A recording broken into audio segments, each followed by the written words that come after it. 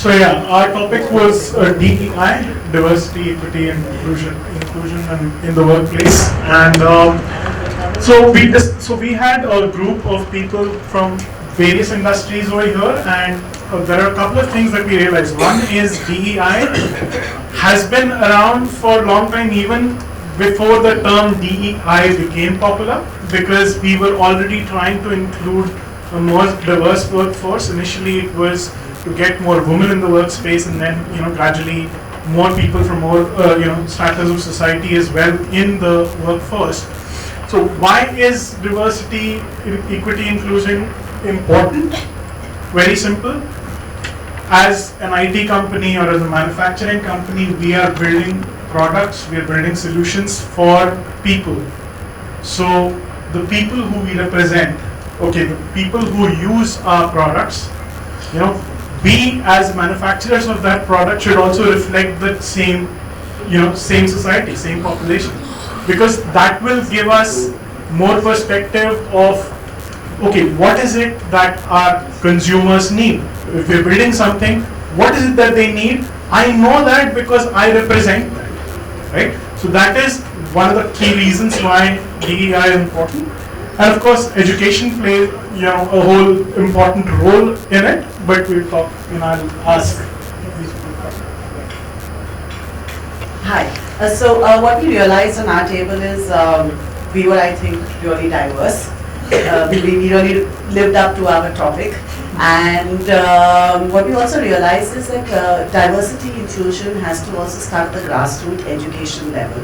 And we actually have somebody with us who actually is doing that. That was a real eye-opener for us when it's starting off with students and they're doing it as well. Another thing that actually came up is being from the IT industry, you don't really realize the challenges of a manufacturing company, which has opened our eyes and said, okay, fantastic, what he's been doing.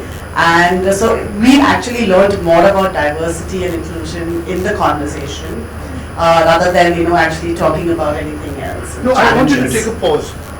When you talk of diversity and inclusion, are you talking about alternative sexuality? Are you talking about disability? So it's three verticals. One would be gender, the second would be in terms of LGBTQ, and the third would be PWD. Yeah. Oh wow. So there are three verticals that you would look at. As if this whole team, would you like to replicate for Varun's program on DNI as an opening panel? It will be a great dress rehearsal if this panel, and you get the media buy-in. I will talk to Business Standard and some of those players. Is it okay for you guys to be on this panel? I'll do the media buy-in in terms of telling media that these are the people who are going to talk open the global conference on diversity and inclusion. Yeah. I want you to tell me, you have youngsters you deal with. First of all, thank you for coming. It makes a lot of difference, and I'm going to thank Asif for getting you. You're a teacher, you're a professor, you're an educator. As an educator, you have gays, you have lesbians, you have alternative sexuality, you have transgenders. How sensitive are you to handling them? So, thank you for inviting me, Dr. Bhatia, for this conference. I represent Somaya Vidya University, where I look after the Faculty and Staff Development Center. And I'm also a professor with the KJ Somaya Institute of Management, where way back in 2014 we established the Center for Diversity Management and Inclusion, CDMI as it's called. And the reason was that we wanted, at that point of time, primarily it was women and inclusion of women in the workforce that was being talked about. And so what we said is that let us not limit ourselves to only the research part. We have to be teaching this to our students, and so that when they join industries and later become future leaders at various levels, then they should be more inclusive in their approaches towards various segments and sectors in the organization. And therefore what we do is that we have various sensitization programs, like 2015 onwards we had programs around gender fluidity, which we call as LGBTQ community, inviting people who have opened their identities, making them talk to people, creating that what shall I say, safe environment for students also to accept openly what their sexualities are. It is not easy. I mean, you would. So you actually have students with open sexuality Yes. at education center of yours? So, see, as per the document you have, as far as the demographics, what you capture as gender, male, female and other. That is all you capture. But in workshops, in orientation programs, students have accepted openly, yes, what their sexualities are. We also have, sessions on persons with disability. We have had students with the disability. You have all facilities for them in terms of racks to move in and all that? Ramps are there for them to enter the building, then to enter the lifts and so on. Different restrooms we are in the process of creating for. Not bad, yeah. So those are the Not bad. initiatives. I want the IMs to learn this. It's not there. Yes, yes. It's bloody not there. What do you do? And then the president of this country is going to run the IMs of all the news that we hear. No, it's under her stewardship now. Yeah. She decides who's the director. She decides how to run it. And I put my question marks. I said this is not Odisha. This is not Odisha. I wrote back a remark on, immediately I was asked to delete. You know? They asked me to delete it, I deleted it. But supersonic, tell me one emotion that you have encountered in dealing with student, which is a very difficult emotion. I would say while we have all the empathies for different sectors, we are also sensitive towards what is called majority backlash. Oh, beautiful. Because Beautiful. still we address the majority backlash. Most of the diversity initiatives will be just, you could say something on the paper or just for a talk.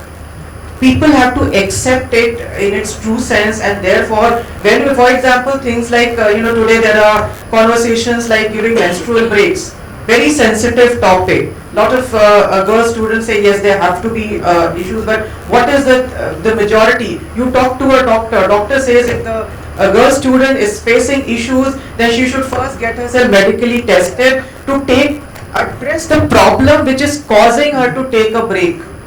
Rather than being Beautiful, yeah. sensitive, or it's good to be sensitive, occasionally give them break, but making this a norm maybe may or may not be required. So while we are talking of being very liberal on these things, we have to be addressing the unconscious bias. We have to be addressing the patriarchal values, which many times are the base of all of this, and therefore we are into the research. We've done research on women with second careers. We've done papers on patriarchy. So our thing is take the research route, create knowledge, disseminate it in the industry. At the same time, prepare our students with empathy, with an inclusive mindset, so that when they join organizations, the organizations have to work less hard on them on these issues. Yeah.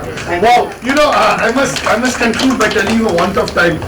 Besides Somaya, Sidnam had that, and there is this big chart, this big poster they put made out of cloth. Being gay is not a panacea, and I thought that was brilliant. So it gave a message to people who had mass hysteria against being gay or being lesbian or being transgender. That hysteria got control, and I thought that was a beautiful gesture. But salutations! I'm so happy that you came here. Can we come to? Are we done here? Yeah. You wanted to speak. Yeah. Yeah, just a quick point here. Your name is important. Yeah, I'm Sanjeev and I work with GRP. It's in the manufacturing, and we are one of the world's largest recycler of rubber, plastic, and some aspect Wow. of polymer Wow. compounding. On that note, whenever we utter the term diversity, immediately we get into genders. PWD is making a sneak peek into the room. We forget the demography that we have in our country. It's so beautiful. No, and a lot of times, in certain forums or even in one of my workplaces, I actually had to stand up and say, look man, I'm a linguistic minority in this room, please turn to a language, which I understand. So, You done that? I've done that. And of course, I must say I was not thrown out of the room. So, Obviously, why would Yeah, you? so, It's a very bold thing to do. Not many of us would do that. Let me tell you. the quick point is why is it important? And being a people professional, dealing with talent, what my mantra to that is my personal mantra. I can only see talent. I don't see what else is around that. However, to get my stats right, to ensure that we are at a fair and equitable place, we need to do some affirmative action. And out there, best amongst equals in case of the talent must work. You have So, a diversity policy for the We company. do. You do. And you're open to it. We're open to it. Even the chairman is open to it. Absolutely, yeah. He signed it.